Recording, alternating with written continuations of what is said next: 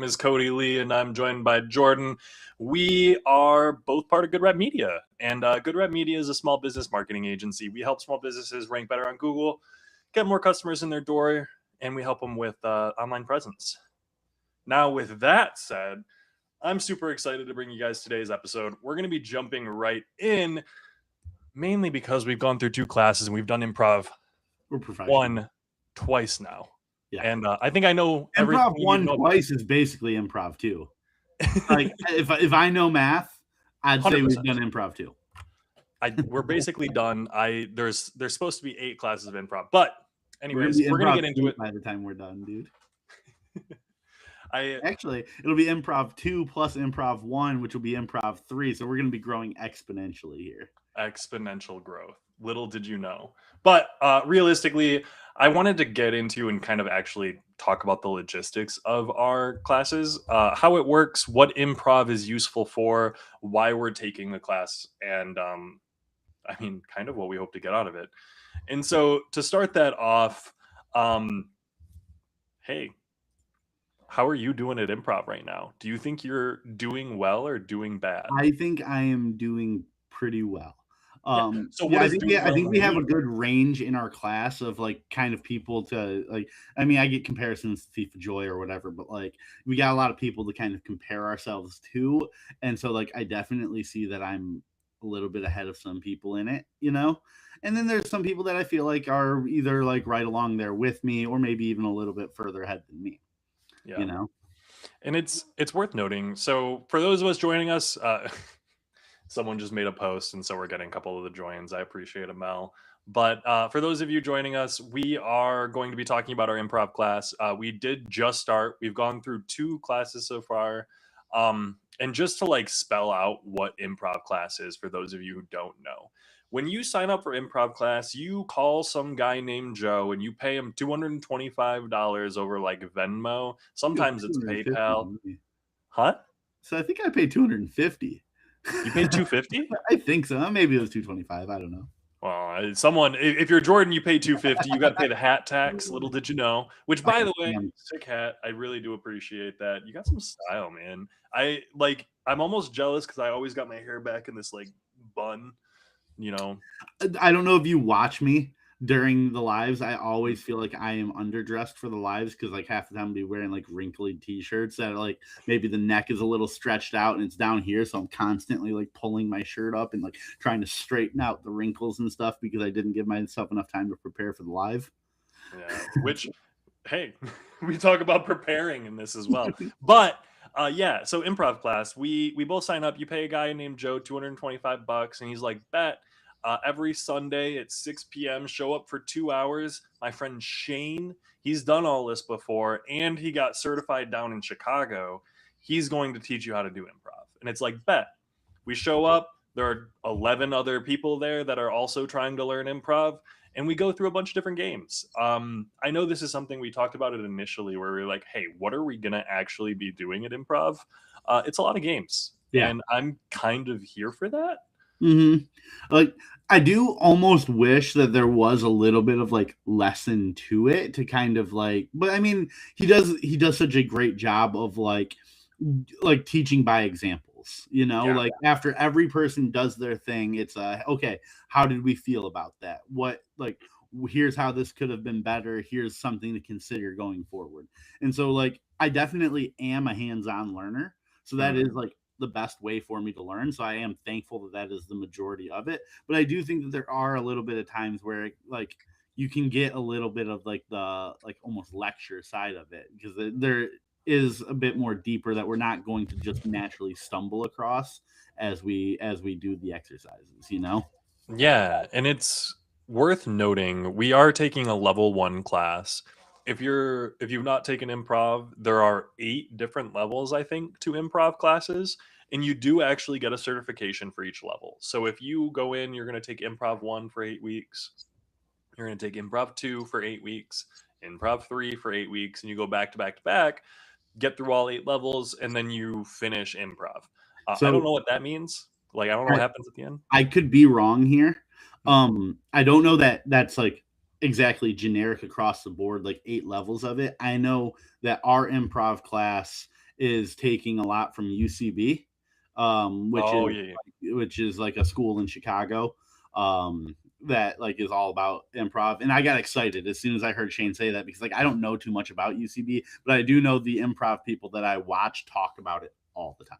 You yeah. know, and so I was like, oh, cool. Like, if we're taking from that, I know that this is something good. And so I think that's where like the 8 levels of it kind of comes from. And I do think that that is a very widely accepted like course for it. But I do think that there are potential opportunities to like get into a course that's not structured the same way. Yeah, and I will say I talked to a couple of different people who are in the Improv 3 class at the same time as we are, and they were telling me how they took improv at different institutions, not this one. And so, for example, one of the guys was telling me he took an improv class that was a drop in and do improv. It wasn't a course that you paid for, it was like a free once a week thing that this person who was qualified put on. And so they just had a drop in improv night on like Wednesdays for a couple of hours. And so you could show up to this improv night whenever you wanted. And so he dropped into like 10 or 12 classes over the course of a year and asked them if that counted for improv one. That counted. Because I think the main thing that's getting across to us in improv one right now, the main skills that we're building, confidence, how to handle pressure, some basic communication and teamwork, creativity and adaptability, and then It's being able, comfortability. Like I use yeah, that like word. just being comfortable getting on stage for the first time. And I think that's something a lot of people don't think about. If you've never stood on a stage before with like a stage light coming down on you, that can be a little bit jarring. Have you been on stage before, right? Yeah. I was I've gonna say, never done. I was never like a theater kid or anything, but yeah. I'm trying to think of what's gotten me on stage before. I know I have. I'm Mhm. having a hard time like pulling back like what's done it for me though. You're like, I've been on a stage, but why Yeah, was I yeah. on that I stage? don't know for what. I mean, I know like during like football camp, we did like funny little like we had like a bunch of people Mm, there, and like we would do like skits and stuff for people, yeah. which I mean isn't exactly the same, but you know it's kind of similar. God, what have I been on stage? There's something in the back of my brain that's like you can remember like seeing the stage lights on you, you know, looking out Yeah. at the crowd, but like I don't remember what for. And see, I thought it was super funny when we were in class, we're talking about improv. Shane's looking at me and like, "Hey, so why are you into improv? Have you done any theater?" And I'm like, "Well, no, I've never done theater, but I have been on stages. I played in an orchestra. I played with like duets and trios on a stage in front of a crowd. And I've also trained as a preacher for a long time. And so I've stood on a stage talking to people about the Bible for a period of time. Now, mind you, those were smaller crowds of like, 10 to 30 people at most.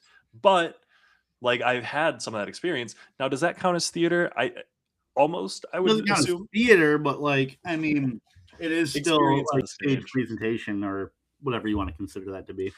And I'll be real. Presenting Bible to a bunch of Christians is probably as nerve wracking as it can get. Because Uh, they know that book and they know if yeah, you're going to be wrong. well, I won't say that they know that book. They know what they've been told should be in the book, and when you're like, "Hey, so where is that?" They don't like that question. They don't like when you ask them about the actual book. I got into a lot of trouble for asking questions about the actual book and being like, "Hey, so that thing that you told me, you're like talking a lot of fire and brimstone, and yeah, Revelations has some fire and brimstone in it, but like you're talking about end times because gay people exist. I don't that doesn't jive for me based on things here." Yeah, like it's. I'm not going to go too into like a religious Oh, we don't need to get into tangent here. religion. Don't Yeah, get too yeah, deep that's here. how. Like, actually, it turns out the improv episode was just 45 minutes of us ranting about organized religion. But, It but was 7 minutes of improv talk leading into a lot of trauma dumping. but I will say, you know, there's my favorite band of all time, the Wonder Years, has a song that in it, like it's kind of a song, kind of reaching out towards organized religion, like in like we're not going to follow that kind of way. And it like said like they don't ask you to think, just repeat after me, you know, and like that feels very true a lot of the times. And like when I hear people like who've come from a situation like you, like where they're like, yeah, no, we've tried to like teach our teachings from what we've read the Bible and like what it says to say, but then like the people don't want to hear that. They just want to hear the parts that they want to hear and then repeat after you, you know? Yeah, and I it don't know. is That's it. when you're That's all I'm saying. when you're repeating the demagogue, when you're repeating all of the right phrases instead of critically thinking on those things, it is just spirit crushing. But couple of questions, I want to highlight these real quick. He's a Wonder Years fan. That's cool. I didn't know that. Do you think that even with just 2 classes so far, you can see some kind of difference in your communication, or more specifically in how you approach communication? So I've been kind of watching my ability to communicate for a while now since we started the podcast. Like that has been my biggest goal. At first I was like, I want to work out my ums and uhs and stuff like that. And I was like, no, actually, I would rather just focus on being able to complete a concise thought. And I think that podcasting has gotten me a lot better at that. And I'm very thankful because I feel that in improv, you know? So Yeah. it's less after 2 classes. I feel like I've gotten better at that. But I do think that the things that I've done has better prepared me for improv. Yeah, that last part like snaps for that, because I see a lot of anxiety and tension in some of the people in the class. And there's very much a spectrum of people in the class. You have some people in the class who have never done improv, they've never done anything like this, and they're coming in with the idea of, I want to beat my stage fright. I don't know how to get out. I'll be honest, one of the guys who comes strikes me as almost like agoraphobic, of like very good at putting on a face and being out and like interacting, but very holding tension and like holding a lot of tension because they're uncomfortable being out there. Very good at putting on a face. And it's a younger guy, Jonathan. I feel like he is very much like, I'm gonna get out here and do all this. I'm stepping out of my comfort zone. And so I can see that energy and I really appreciate that. On the other end of the spectrum, you have people who have done things. And I say Jay is on the other end of the spectrum, because Jay, he's in his 40s. He's worked as a server for a long time. He's written books. He's acted. He's helped direct some things. He writes content for a bunch of different stuff. I've actually went to his personal website, which if you haven't had the chance, go check it out. He gave us like his handle. And so I just Googled his handle and found his site. And he's written for a lot of like local newspapers and a lot of like for example, we're doing Cape Coral Reviewed, a Florida-based directory website where we're trying to create content and write articles about local businesses in Cape Coral, Florida. He's done that as a writer for Grand Rapids. He's gone around like Mitten Brewing. He did some writing and branding for them for what was their newsletter, and they spun off and like created a like newspaper almost. He did some writing for that.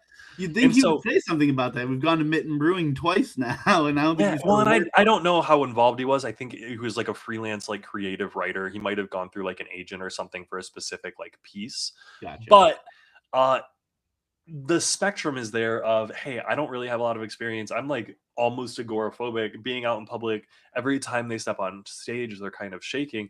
And the other end of the spectrum of like, hey, I've done all of this stuff, but I've never done improv. And so I watch Jay get up on stage and he has that energy of like, oh, I'm comfortable here. Okay. I've been on stage. I've talked on stage. Now let's do that. And like we see, like you said, it's such a big spectrum of it. Like it's interesting. I'm drawing a blank on his name. The one that Garrett? Garrett? Yeah. Yes.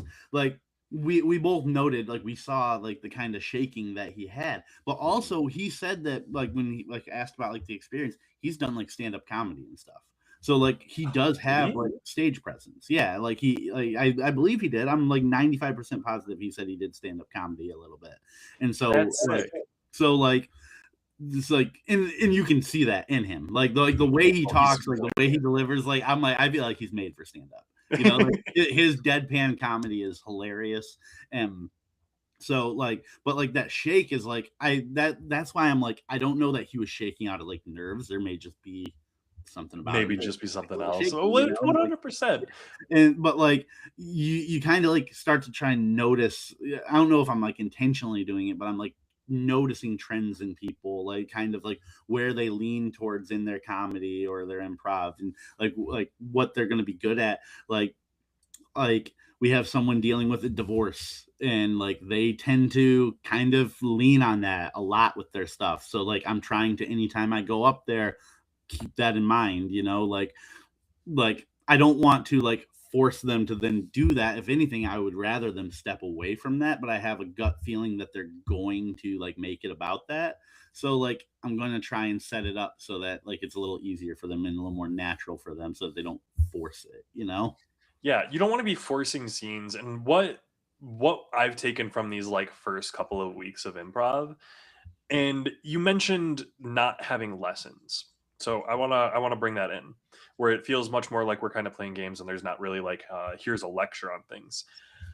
We're in level 1, and I can, with that spectrum of people who are just kind of getting into it and people who are a little bit more experienced, I think we're seeing a difficulty, because when you start a level 1 class, you're going to have people with different amounts of buy-in.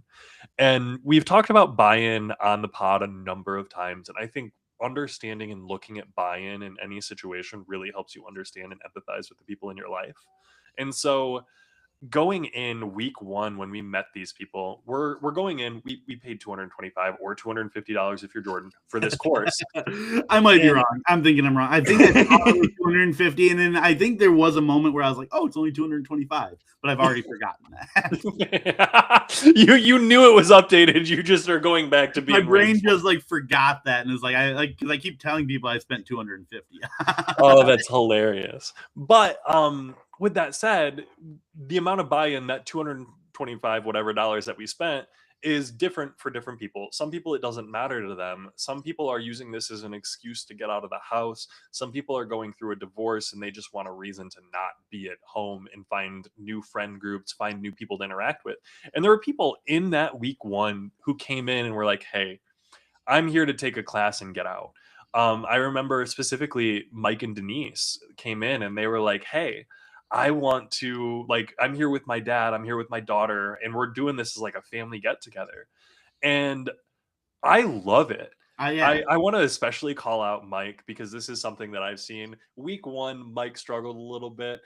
Week 2, Mike was all in. Much more comfortable.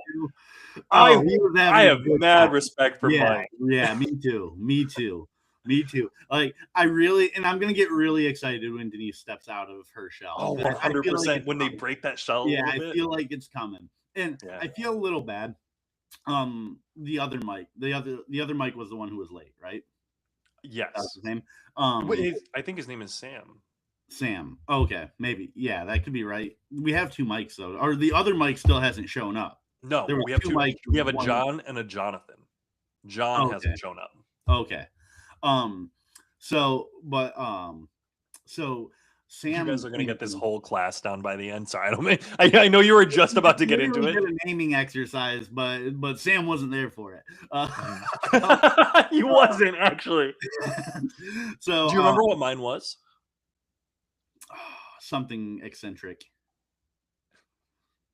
So the naming convention was, we stood in a circle and everyone had to say an alliteration of their name. So Jordan, for example, said jumping Jordan, and he jumped up and down. And so we all said jumping Jordan, and we all jumped up and down for a couple seconds. I remember yours. I think if I were standing in a circle, I could remember everyone's. Mine was Code Red Cody. And I was like slamming a Code Red button. Gotcha. Yeah. And so it was a good mnemonic device. I thought, like, some people, like, again, and like, I think one of like the problems, I think that exercise alone was a good example of like people who were like thinking too far ahead, and like they were like, we're gonna say this no matter what, and it was like you didn't you didn't exactly follow the rules of the game there, because you just wanted to say like a certain thing, and like I think Kate kind of did something like that, where it was like hers wasn't even like an alliteration, and it was something very random, and I was like, interesting. Well, and it's what I'm getting back to is necessarily the buy-in of the class. So some people came in, and you can tell that some people came in. I think Jay, Jonathan, you and I are like very clearly like, we came here to get something out of this class, and we're like all in. Not to say that anyone else is not, but I do think we're like, let's do the Yeah. class. Yeah. I think Sam's very similar. Sam is trying to get in there. Yeah. So what I was beginning to say when I got distracted because I couldn't remember his name. Oh. Sam came up to me, like Sam was my partner for a few scenes there, and he came up to me afterwards and was like, "Hey man, thank you. I feel like I was very off my game today." Mm-hmm. And like he's like, I feel like I could have done better. I feel like I kind of like let you down, let other people down. I'm like, don't feel that way at all. Like, and then like I didn't want to like throw anybody under the bus, but like I had just done like the scene with Denise, and she's clearly not as comfortable with it and was very quiet, and she threw me off hard because like the prompt was like, you know, you caught your significant other cheating, and then she's like, you're at a car dealership, and then I had to be like, I heard the prompt right. You know? And like she threw me off so hard on that like I had like when Sam was like, hey, like I feel like I did bad, I was like I don't want to throw her under the bus, but you were so much better for me than that. You know, like that, like I would rather have you like be unsure about like your jokes that you're making than just not making a joke, you know? And I think this is a really good segue into this question that Melanie dropped. How does improv challenge you to think on your feet? What's the difference between an improv class and a real life situation where you end up in an unexpected conversation? So in improv, like Jordan just mentioned, they had a scene and they went back and forth with Sam, the scene that Sam felt didn't go well, and they left that situation and could address it. And I think that's something that you do not get in real life. You do not get an after report. You Yeah. don't get to look at your report card of how you did in that conversation. And yeah, this is acting. This is improv. We are doing a thing. We're getting out there to act and be a scene, be a person, be an object, do a thing, make a joke, make a laugh, make people feel. That's the point. But when we step off that stage and the instructor looks at you and asks, "So, how did that make you feel?" Answer, engage, because you're a person and you get to be like, "Oh, I felt really good in that scene." Like Jordan, I think you're really good at this particularly, where you'll come in and be like, "I felt this about the scene. I felt like I could have done this." And you come in with like almost a like precision scalpel of like, "I wanted to do this and this threw me off and I'm sorry about this." And that after report, that is where you get real growth. It's like letting your muscles recover after a workout. You're reassessing things. You're talking about it instead of just having that interaction and then thinking about it over and over in your head without any outside input. So I've mentioned a couple times that I have a couple different improv people that I watch on the internet. You know, I got like Brendan Lee Mulligan, just everybody from the Dropout cast. And one of the people who stands out very much to me is a girl on it named Vic Michaelis. Mm-hmm. And Vic, I watched her do like an interview with the chef guy from Good Mythical Morning. Regardless, like she does this like interview with him, and like she talks about her approach to improv, and she's like, I view this as like, this is an educational, I am a student of this, I am taking this very much like this is, you know, something that I can learn and continue to get better at. It's not a hobby, this is an education to me. And I'm trying to like, I obviously I want to take it, I'm not in like a show or anything, so like it's hard for me to be like, this is my life, this is everything I'm dedicating towards it, but I want to take a bit of that mentality and apply it. You know, I want to squeeze out every bit of information I can get while I'm there getting it. Yeah. And I feel like this is an interesting way to look at it, because I personally had a conversation with my partner last night, and I'm curious your take on this. I was talking about how I have some hobbies, and Magic the Gathering is one of my big hobbies. And she was like, "Oh, well, I feel like plants and like fish tanks and aquariums and stuff like that are my passion. They're my passion just like magic is your passion." And I kind of heard that question and I was like, "Magic is not my passion." That was my immediate knee jerk reaction. Magic is 100% a hobby, but my passion, quote unquote, would be like growth and betterment. Like I have a passion for learning and doing new things. I have a passion for consistency and being able to be constant. And so that's my passion. One of my hobbies, one of the routes that I go to be consistent self growth is using magic to do all of that. Now, for you, it sounds almost similar for improv, right? Yeah, like, so I've had something that I always say to my friends, like, whenever they're kind of, like, in, like, a tough spot or anything like that. It's just kind of like, I don't know, my mantra, I Mhm. suppose, you know? I've always told people, "Always bigger, always better, always forward," you know? And, like, I truly believe that, like, I mean, to put that into, like, one word or 1 to 2 words, that's just growth mindset, is all that Yeah. that really is. But, like I do believe that you should, if you have an opportunity to improve yourself, it's a detriment to not take it, you Yeah. know? And there's And like I'm like you said, we're all bought in. We've all paid to be there. Like on top of it, like even if like this was free, I would still have the same mentality towards it. But now I've paid for it. So now it's like I gotta get my money's worth. This is my 8 pounds of Chinese food I just left the buffet with yesterday. You know? you Like need to make sure that you're getting out of it what you want out of it. And I think that a lot of people don't necessarily have that same growth mindset. I think it is, I mean, I'll be real. For me, I almost want to attribute it to where I'm at in my life, where I'm like, oh, I've hit 31, I'm about to turn 32, and I'm like, I'm in. I'm in the throes of becoming professional and learning and spending more time on growth and betterment and all of that. And so maybe this is just a phase of my life where I'm like, hey, this is my big focus. Let me continue to do all of these. And that passion will change in the future. But I just thought that was a really interesting way to look at it where hey, you can have hobbies, you can have things in your life that take up your time, but your passion should really be the benefit and growth that you get out of those things. yeah, And you don't need to grow from everything. I don't think watching White Lotus made me a better person.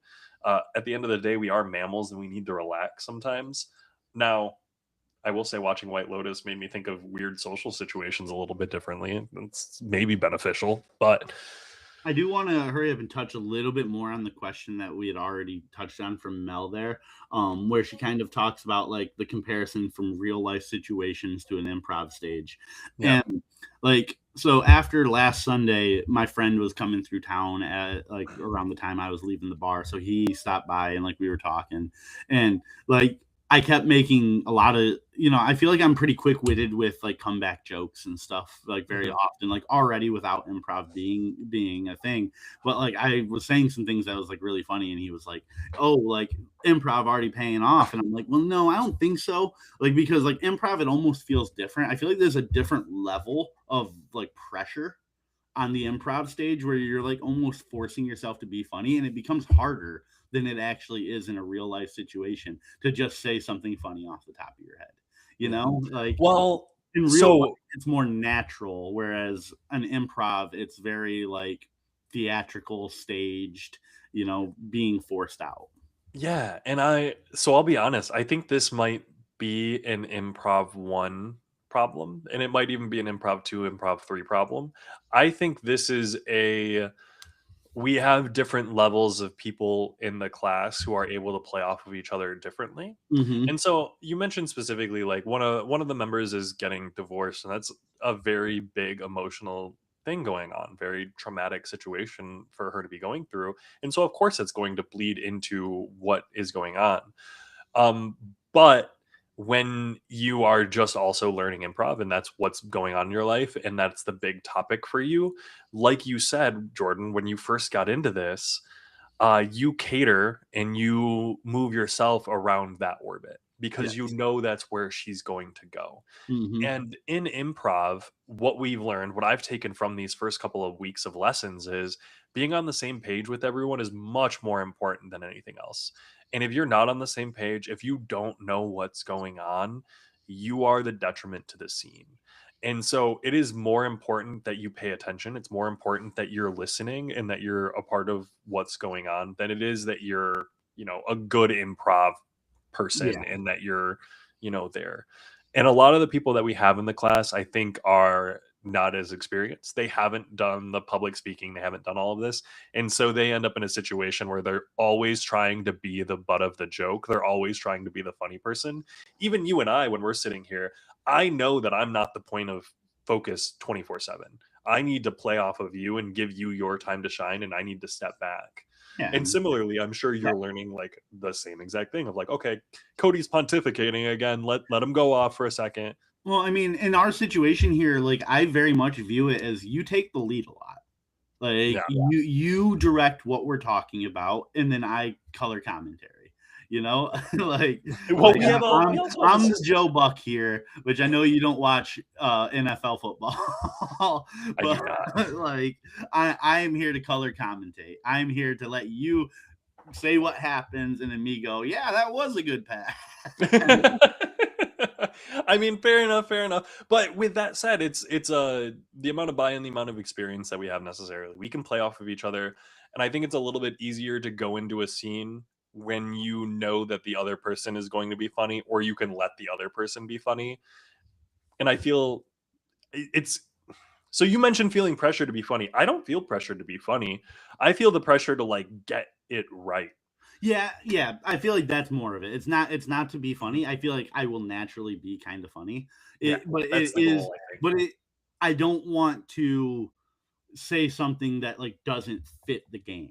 Because people Exactly. will do that and I cringe a little bit when they do it, you know? Like I like to be like, "Oh, it's judgment free, whatever, we're just having fun." But there is a little bit there where I'm like, "You could have done better than that." And You I know? feel like that's almost an improv issue because you can try too hard. Yes. Part of the fun and part of the funny in improv that I've noticed is not being funny, it's the rules of the game. Mhm. Putting yourself in a weird situation. I think of specifically, we played a game where there were three people on stage. Everyone was assigned a number one, three, or seven. So if you were one, you could only use one word in a row. If you were three, you could use three words in a row and you had to use three words. If you were seven, you had to use seven words in a row.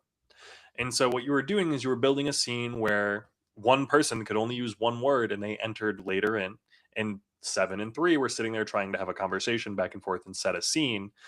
Um, Trying to turn your seven words into something funny and then your three words into a funny reply, don't. Yeah, just Don't. cover the like your struggle to do it is going to be funny enough. You Yeah, your know? struggle to hit seven words in a right. And then the thing is, you're setting up other people to be funny. If you're seven, you're not the funny one. You're the one who needs to set the scene. You need to know your role in the scene. And when he mentioned it, there was a specific thing. If you take one thing from this podcast, take this: robot, pirate, ninja. I thought that was the most phenomenal thing. In Yeah. every scene, you're going to have a robot, you're going to have a pirate, and you're going to have a ninja. Not every scene, but those are like the three main roles. A pirate is going to be the straight man who tells you what's going on. It's going to be the seven. This is the scene. This is who's in the scene. This is what's going on in the scene. The pirate brings chaos. They come in and they're going to change up the scene. That's the one word person. The one word person is going to come in and be like, zinger, what one word can I step in at the end to make a ha ha ha for everyone? That's the one liner. And then you have the ninja. And honestly, the ninja might be the one word too, because the ninja slips in where they need to. And this is where I would put the three word person because they're slipping in and they're using their words almost interspersed. One of my favorite parts of that game was the person who was using seven words. They hit seven, their sentence wasn't finished. And so the person with three finished their sentence with the first word of theirs and then said, you know, for Yeah. their last two words or something like that. Yeah, And it, Kate was oh, really good at that. hilarious. Yeah, Kate was really good at that. Yeah. She like finishing it and then just kind of having like a little fallback word is great. I because like the whole time I was sitting there, like whenever like someone would say seven words and it's like, oh, like they didn't quite finish it. In my brain, I'm like, this is where the one word needs to step in. But then Kate showed that like no, the three word can step in with a one word, two word combo. Yeah. And that's the creativity. That's using the words. And I one of my favorite sayings, and take this, use it everywhere, 100%. Uh Constraint breeds creativity. The more rules you have on your games, the more creative you got to be with them as long as you're going to follow the rules. And I do agree, Jordan. When people stop following the rules, that's when I start getting a little antsy. I'm like, oh, come on, guys. Yeah, like it's one thing to like panic and do it wrong. Like there's another it's a whole nother issue though when you can tell that they like intentionally are breaking the rules because they think it's being funny. You Yeah. know? Yeah, and there's also a level of misunderstanding that I think happens, and And sometimes that's one thing. That's one thing, like, because I got to. my comprehension and instructions like that may be a little higher than some of the other people. Oh, Alexa, stop. Alexa. Alexa. All right, this is just happening now. Alexa says hello. That's hilarious. He hears you. Tell her to stop. Hey, Alexa, will you stop? Thank you.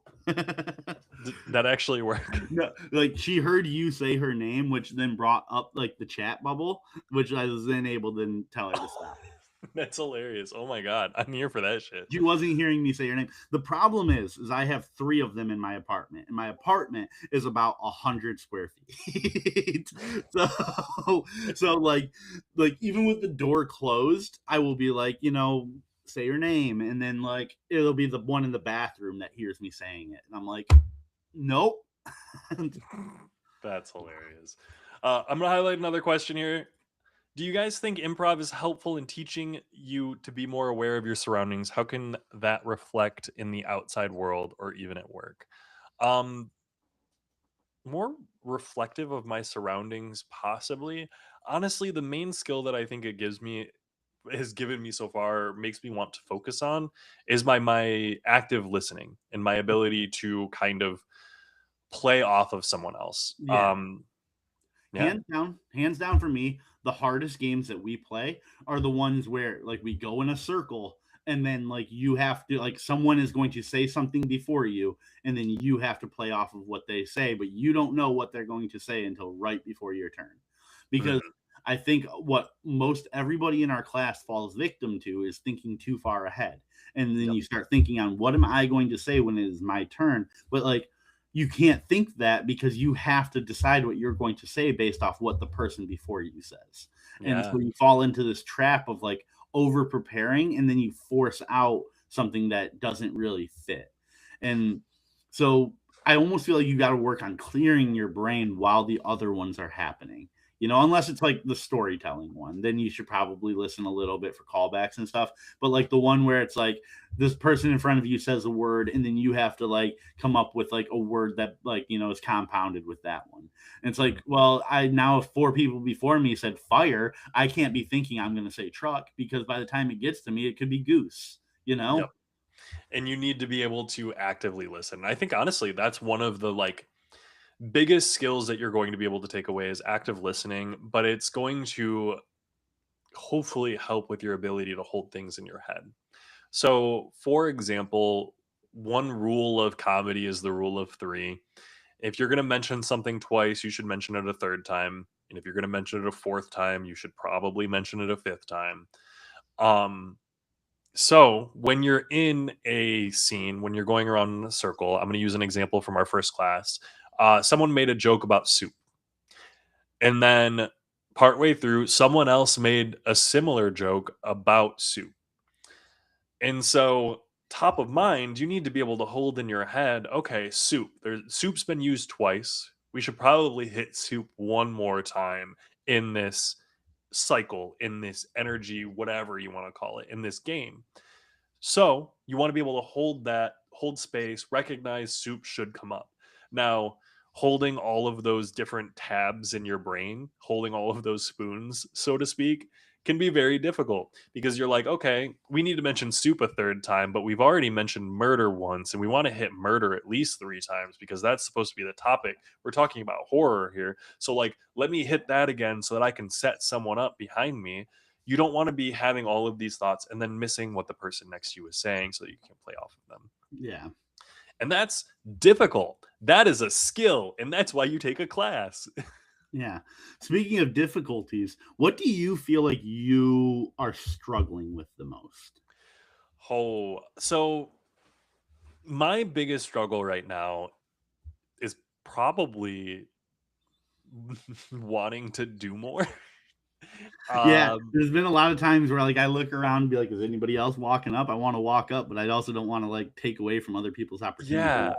I I want to highlight this because I think it's very important. You and I both joined up in this improv class at a brand new comedy club that neither of us have ever gone to, and the experience has been phenomenal. Everyone has been so kind, so friendly. The instructors extremely welcoming, and everyone there is very uplifting and positive, even if something goes wrong. I made a dunderhead move and was like, Jay, I wish you were up here and did the thing when he did the thing 2 minutes ago, literally right before I did. Yeah, And yeah, everyone laughed. And they're not going to hold it against me, just like no one's going to hold, oh, you're getting divorced and you're making divorce jokes. Like, we're not going to hold that against anyone. right. We're here to get together and be on the same wavelength together. Mhm. And that's really, really cool. Similarly, that makes me not want to step up and like push other people out and be like, hell yeah, let me do all of this. And so my biggest issue right now is maybe my people pleasing of like, I don't want to take up too much of the class space for myself, but I'm working on that and I'm definitely trying to take up space. So I'm not afraid to get up there by any means, but like, I'm usually not the first one, and if you ever ask to like hop off stage, you'll notice I'm always the first one to hop down, or Yeah, I'm like one of the first who's ready to like, okay, if we're gonna leave people up, I'll let them go first. And so that's my biggest issue, I think. yeah. I think for me, I second guess a lot of things often and will stop myself midway through like what I'm doing to like confirm that I'm doing it right. And I think I just need to commit and continue through it and then ask afterwards. You know, Yeah, like the situation where like I didn't know, like where I was like, I heard the prompt right, right? And that like while that does suck that I stopped it and everything, I almost feel like that sucked even more for her because it was like this was me actively being like she didn't do this right, you know, and I felt yeah, really bad about that, like and really bad about that. I'll be flat out. I don't think anyone thought of that too much. I will say, I almost wish that you, and I think you know this flat out. You could probably play it back, but in that situation, just to set the scene for you. So Jordan's up on stage. He's someone. The prompt was, your lover cheated on you, and so he made a joke about the guy in the audience who, in a previous skit, they had confessed their love for each other, and so he's like, "You cheated on me, motherfucker! What's going on?" And his scene partner came in with a sir, here's your key for the test drive or something like that. And I wanted to see you, Jordan, just turn to her in like a blackout moment and be like, huh, the fuck am I at, what's going on? And if you would have just hit it like dementia patient, like Yeah, I think that would have been the best move, because yeah, even then like that would have been or hilarious of like what. just in any way, just not stopping to confirm Yeah, and because I think like I want to see her get better too, and I think I feel like I did such a detriment to her confidence by doing that. Whereas if I could have just played off of it, I think we both would have been better for it. And yeah, but it I is worth really do noting, regret that. it is worth noting you're not in the wrong. You were given a very, very difficult thing to play off of, which is, I mean, realistically, it's the thing that's going to happen. A Mhm, lot of improv is being on the same page as the people that are around you. We talk about Dungeons and Dragons all of the time, and so if you're going to play D&D with a group of people, you want to be on the same page. You're all going to want to play a Monster Slayer campaign, or you're all going to want to be in agreement that you want to play half elves in a forest. Like, you want to be on the same page with your group. And so mhm. when you hop on stage and you're doing improv, similarly, you want to be on the same page. And I'll do a quick little comparison here where if you own a small business and you are running that cleanly and nicely, you all want to be on the same page. You want to make sure your employees all know what's going on. You want to make sure your customers all know what's going on with your business. So having everyone on your team on the same page is really important. And when you get up on stage and someone's very obviously not even in the same chapter of the book as you, that's off-putting. And I think that is 100% like you recognize in hindsight, and next time it wouldn't happen again. Like Yeah. that happened to you, and that's, And I can see that being I like think we talked about it yesterday on the pod. You know, failures yeah. are opportunities to learn. They're not bad all the time. Well, and Like it's when that you it wasn't fail, even necessarily a failure, but coming into it with the idea of if I would have done this, I could have grown more. mhm. I think that's sick as And fuck. like I said, like it's not even as much of a like I feel like I didn't grow because I do think like honestly I think like what I did for my bit was really good. You know, like Yeah, the little callback to the scene before. Like I think that I hit the points that I needed to hit pretty well. yeah, You know, and then I think I like once I was like accepted that it was like a car dealership thing going on. You know, like give me the what did I say? Molly or whatever.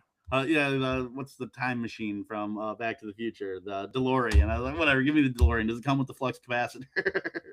And I should have then been like, so I can go back to before I met that motherfucker.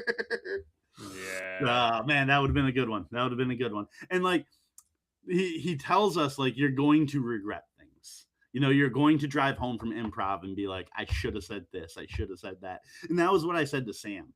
You know, like when he was feeling like he could have done better, I was like, I drove home week 1 like thinking on everything I could have done better. You know, like you're gonna feel that way. Like that was the first thing he told us, man. Like you did great. Like, and like he felt like he could have, like he didn't do great, but like he played into, I went very extreme in our scene together, like and also in a way that I didn't know if he would be comfortable with. You know, like we did this little, like it got gay quick. Like, you went into it with an energy, and I appreciate it. And like whatever, like that was just me being like, "Fuck it, full send," you know. Like sometimes there's a part there where I was like, "Do we fake a kiss?"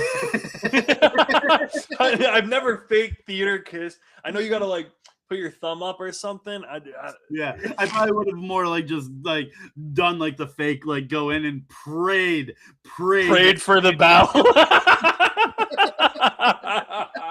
Oh, that's hilarious.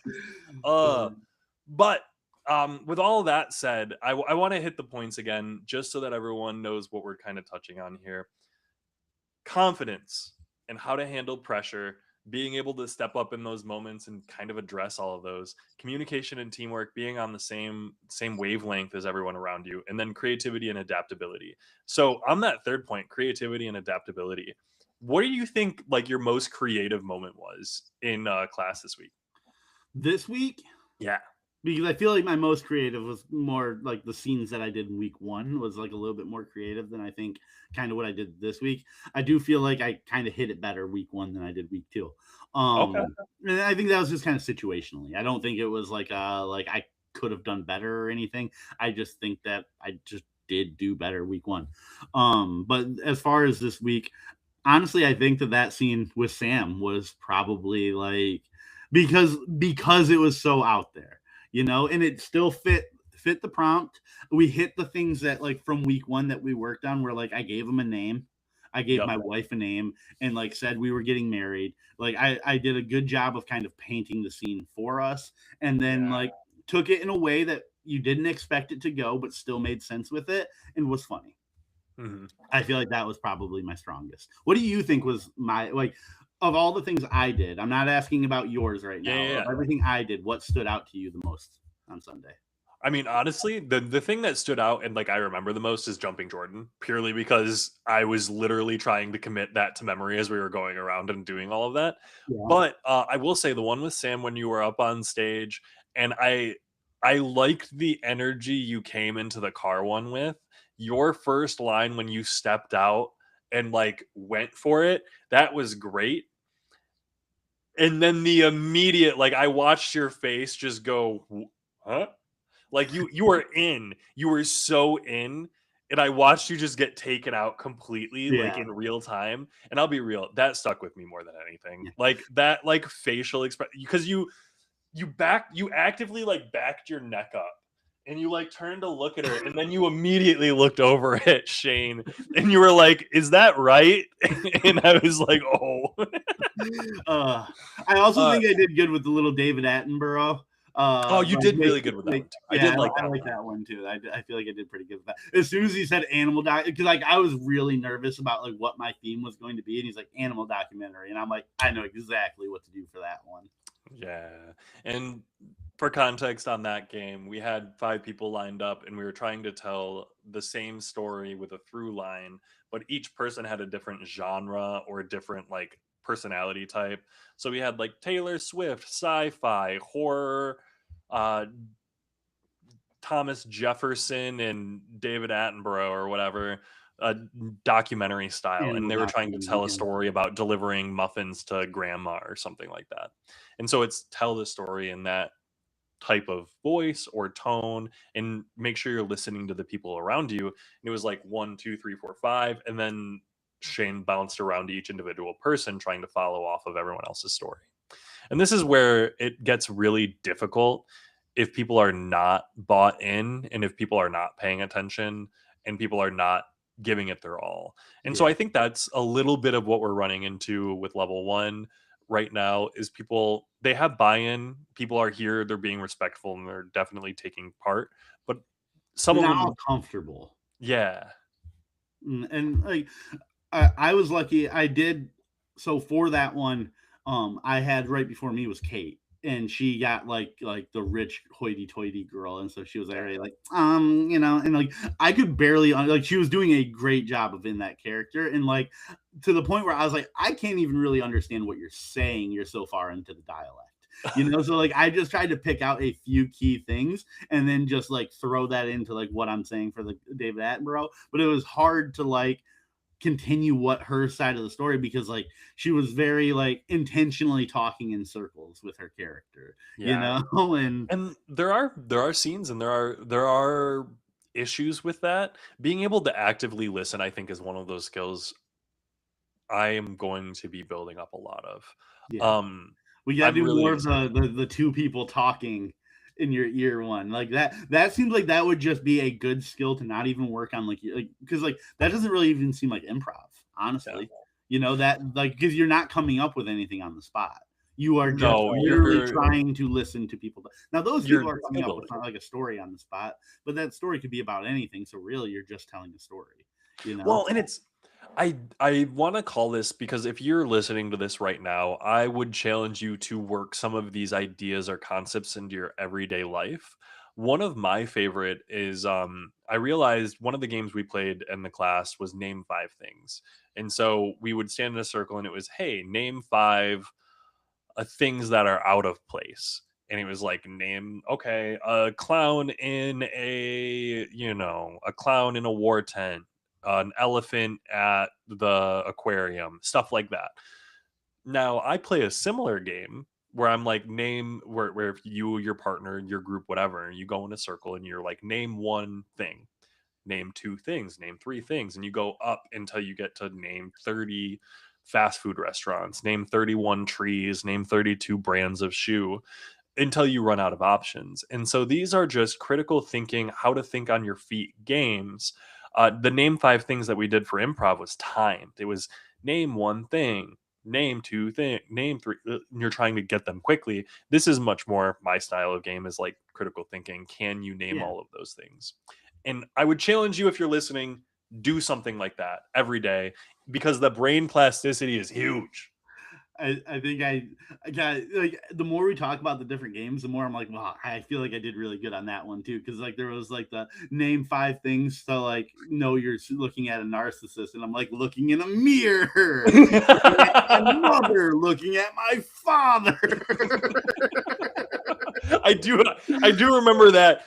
What I will say, the best part of it was looking in the mirror, you said with your full chest. Looking at my father, you said with your full chest. Looking at my mother, you held back a little bit more. I'm gonna go and not do looking in the mirror or at family members anymore. A different narcissistic trait. I Yeah, was like, and oh, then I kind okay. of hit 2 real ones. Like it was Yeah. just like like they're only thinking about themselves. Like, yeah, that is a narcissist, textbook narcissist. 100%. And it was, I thought that was super funny because you switched it up. Like you hit the 1 2 and then you hit the 3 and you're like, oh, that one maybe felt a little bit bad, I don't want to say Yeah, I don't want to that. put that on And then mom. you're like, I'm switching. Rule of 3, that was Yeah, comedy. yes, sir. Yes, sir. So you would ask me what like I felt like was my best moment, or and I had asked you that Yeah. too, actually. Did I ask you? No, I asked you what you struggled with. I haven't asked you yet. Yeah, yeah. I think so. I had a scene with Jay, and this is my favorite scene with Jay was when we were up there and we had to we were acting out or improving a scene where we had just come into money. And so he Yeah, came into it with the idea of like, oh, hey, come over here. He introed it. He was like, come look at this. And I came back with a, whoa, brother, like that you might be my brother, but this is not going on. Set the stakes, set what our relationship is. Let them know. Mom doesn't know we're up here. I'm not going to let this happen like last time. Let them know like this brother's maybe done some weird shit. Set up a scene.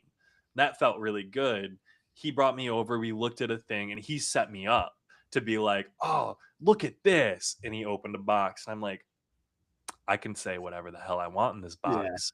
And so I did. I was like, oh, that's a bunch of cards, Pokemon. There's even baseball, but all of this is bulk. None of it's worth anything. There's not even Yeah. any foil, whatever. That like the way you said it right there wasn't exactly how it went. Like No. you were like Pokemon cards and like all that. And it's like, yeah. And then like you were like, after a moment, you're like, all right, just to let you know, this is all bulk.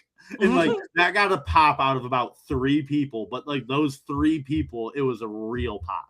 You know, Yeah. like that was like, we get that joke, and that was a really good joke. And like there's a lot of people who don't get that joke, but like Yeah. well, and that's worth it. That's worth it. Even if it's just like 3 people laughing really hard is just as good as everybody laughing a little bit.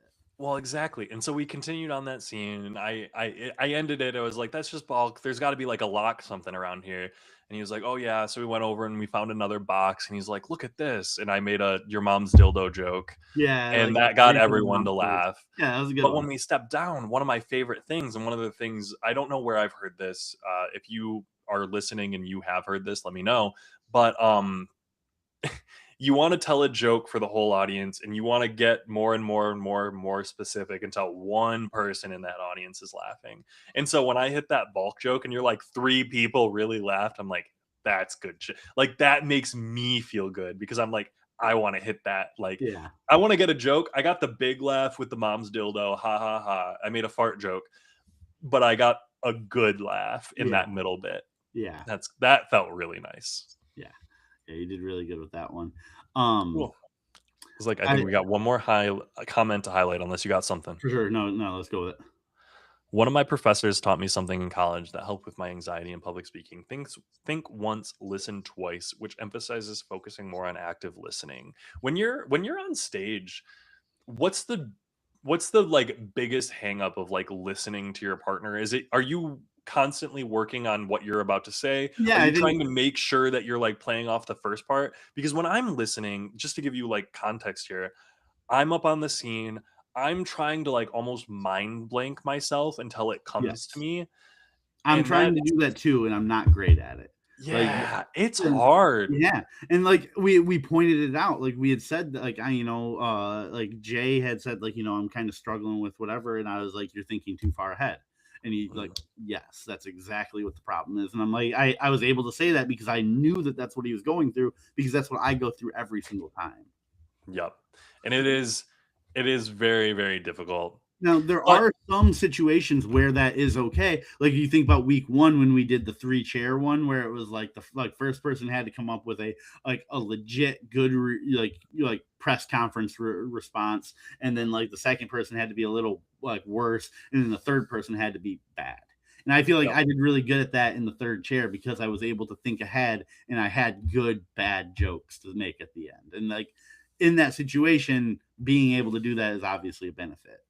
Yeah, and it also depends on the type of improv like you're doing there. So to describe the game that Jordan's talking about, we had one person, 3 people on stage in a row. They were panelist or conventionalist at a convention, and they were all experts on a specific topic. So, for example, makeup. I was in the second chair for makeup, and the idea was the first person is going to give a really good answer to a question from the audience. The second person is going to give a really bad answer, and the third person is going to make an even worse answer than that second person.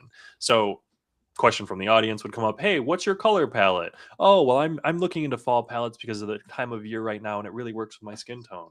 And I'd be like, well, God gave me perfect skin, so I don't even need a palette.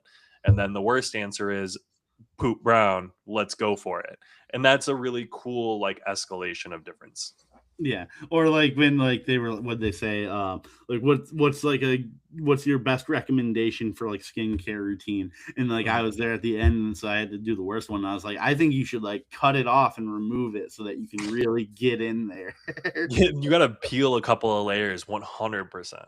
But with that said, I do want to harsh on. I got to do the pitch. We're Bro. taking these improv lessons because they're going to help us at work. At the end of the day, like we're professionals. We help small businesses rank better on Google, And these improv lessons help us practice active listening. They really help us hear. They help us engage and respond to our clients. It really helps to get projects off the ground. It really helps with our teamwork and cohesion, being on the same page and kind of doing some of these games, quote unquote, to make sure that when we have a brand new project put on us, we're really able to capitalize on it. And so I want to say, if you're new here, if you are a small business owner, if you are interested in ever owning a small business, reach out, schedule some time. We offer free consultations at goodrep.media/chat. I will talk with you for 30 minutes about your website, about your business, about your brand, give you some actionable steps to make it better, to improve it. And if you don't want to do all of those steps, because when I list out all 20 of them and you realize how much work it is, we can also help you out with that, take it under our wing and offer a little bit of assistance. But thanks so much for joining us. Thanks, Jordan, for being on. I'm really excited. We're probably going to hit improv a little bit again after the class, I think. I figure like every like 2 or 3 we'll probably have an episode where we talk on it. It's only 8 weeks. It's only 8 weeks. So if we have in those 8 weeks, if we have 2 or 3 dedicated episodes to it, it's not like it's going to keep happening and keep taking us away. So I do fully expect us to have at least another 1 or 2 episodes where it is just talking about what we learned in improv.